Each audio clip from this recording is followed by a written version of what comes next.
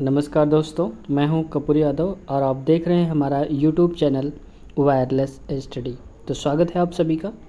तो आज हम क्वेश्चन करने वाले हैं जो पिछले साल रेलवे में अब तक पूछे गए हैं क्वेश्चन, उनके बारे में आज हम डिस्कस करेंगे।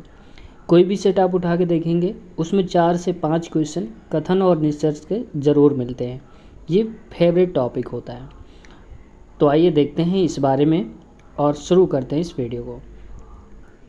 कथन में बोला जा रहा है कि बहुत अधिक दर्दनाशक यकृत को प्रभावित करता है। यानी कि अगर हम ज़्यादा पेन किलर ले रहे हैं, दवाइयाँ ऐसी ले रहे हैं जो दर्द को कम करती हैं, तो क्या हो जाएगा, हमारा यकृत प्रभावित हो जाएगा। मतलब अधिक दवाओं का सेवन अगर हम करते हैं तो हमारा यकृत प्रभावित हो जाएगा। तो अब देखते हैं तर्क में क्या बोला जा रहा है। पहला बोला जा रहा है, हाँ, सभी छोटे मोटे दर्दों के लिए हमें दर्द निवारक से दूर रहना चाहिए। बोला जा रहा है कि अगर हमें थोड़ा बहुत दर्द है तो दवाइयाँ नहीं लेनी चाहिए। ये बात बिल्कुल सही बोली जा रही। भाई अगर कांटा लग गया, कोई चुभ गया, तो क्या इतने में दवा खाएंगे? नहीं खाते ना हम लोग। तो ये सही हो जाएगा, यानी कि छोटी मोटी के लिए हम दवा का यूज़ नहीं करते हैं। अगला बोला जा रहा है, नहीं, जब हमें टेबलेट को निगलने में आराम मिलता है तो दर्द क्यों सहन करें? अरे भाई, निगलने में तो आराम है, लेकिन यकृत का क्या होगा, हमें ये भी तो देखना है। तो हमारा यकृत क्या हो जाएगा, प्रभावित हो जाएगा।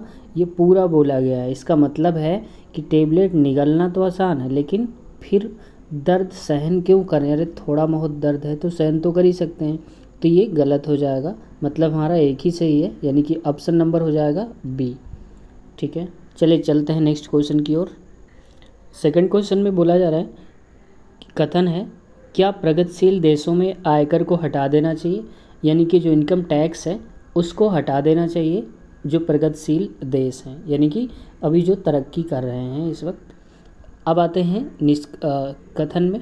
कथन में क्या बोला जा रहा है इसका, हाँ, यह अधिक कमाने के लिए प्रेरित करता है।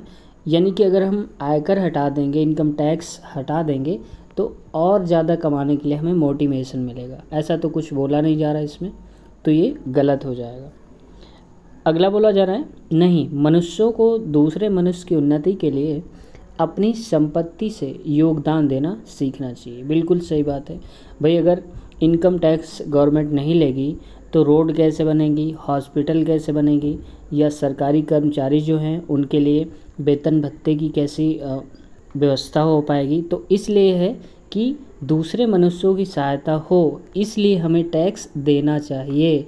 इसका मतलब कुछ जो सेकंड है बोला जा रहा है बिल्कुल सही बोला जा रहा है। तो हमारा आंसर हो जाएगा ए, यानी कि केवल तर्क सेकंड मजबूत है। तो आइए देखते हैं अगला क्वेश्चन। कथन में बोला जा रहा है, ग्रामीण गरीब, यानी कि गांव के जो गरीब कृषक हैं, यानी कि जो किसान लोग हैं, उनको उर्वरकों मतलब जैसे खाद है, इन पर सब्सिडी दी जानी चाहिए। यानी कि अगर कोई गांव का रहने वाला है, किसान है, खेती कर रहा है, तो जब भी वो कोई खाद खरीदे गांव से, तो उसको हमें सब्सिडी देना चाहिए। यानी कि कुछ पैसे हमें वापस भी करने चाहिए उसको, जो लोग खरीदते हैं। तो अब कथन में क्या बोला जा रहा है, ये है, समझ में आई होगी बात। तो अब तर्क में बोला जा रहा है, हाँ, इससे राष्ट्र की अन्नदाता की आय में सुधार होगा। मतलब बोला जा रहा है कि हाँ, थोड़ा बहुत उसको ये है कि मदद मिल जाएगी। अगर हम ग्रामीण लोग जो हैं उनको अगर सब्सिडी देते हैं तो थोड़ा बहुत मदद हो जाएगी। इसका मतलब ये पहला सही है। अब आते हैं सेकंड पे। बोला जा रहा है सेकंड में, नहीं, यह जनता के पैसों की बर्बादी है। अरे भाई, जनता के पैसों की बर्बादी है? अगर हम किसानों को पैसा दे देंगे तो जनता बर्बाद हो जाएगी, पैसे उनके? इसका मतलब है कि किसान भी तो जनता ही हैं, तो जनता की ही तो मदद हो रही सब्सिडी देकर। इसका मतलब पैसे बर्बाद नहीं होंगे, जबकि इसमें कह रहा है पैसे बर्बाद हो जाएंगे, यानी कि पैसों की बर्बादी है। ये गलत है, इसलिए ऑप्शन हमारा सही हो जाएगा केवल ए, यानी कि ए पार्ट, केवल तर्क फर्स्ट सशक्त है। आइए बढ़ते हैं अगले क्वेश्चन की तरफ। और इस क्वेश्चन पे बोला गया है, गीता, यानी कि एक महिला हैं, वो बोलती हैं अपने बच्चों को, क्या बोलती है अपने बच्चे से, कि पैदल अगर पार पथ कुछ फीट की दूरी पर है, यानी कि जो ऊपर से ओवरब्रिज बना होता है, कि अगर हमें उस तरफ जाना है तो कुछ ही दूरी पर है, यह इस्तेमाल के लिए सुरक्षित है। मतलब अगर हम एक रास्ते से दूसरी तरफ साइड पे जा रहे हैं तो हम ओवर ब्रिज का यूज करते हैं, और इसलिए हमारा क्या होगा, वो हमारी सुरक्षा के लिए है। ठीक है, गीता अपने बच्चे से बोलती है। ठीक है, अब आते हैं निष्कर्ष क्या निकल रहे हैं। पैदल यात्रियों यानी कि जो पैदल चलने वाले लोग होते हैं, उन्हें सुरक्षा के लिए पैदल पार पथ का प्रयोग करना चाहिए। बिल्कुल सही बात है। अगर कोई पैदल यात्री जा रहा है, उसे रोड से दूसरी तरफ जाना है, तो उसे पुल का यूज करना चाहिए। अगर बना है, यहाँ पर दिया भी गया है कि पैदल पथ का यूज करना चाहिए, क्योंकि थोड़ी ही दूर पर, इसलिए सही हो जाएगा। अगला सेंटेंस बोला गया है, अगला जो निष्कर्ष हमारा बोला जा रहा है, सभी बच्चे जानते हैं पैदल पार पथ क्या है। बिल्कुल सही बात है। क्यों सही बात है? क्योंकि सेंटेंस में देखो बोला गया है पैदल पार पथ कुछ फीट की दूरी पर है।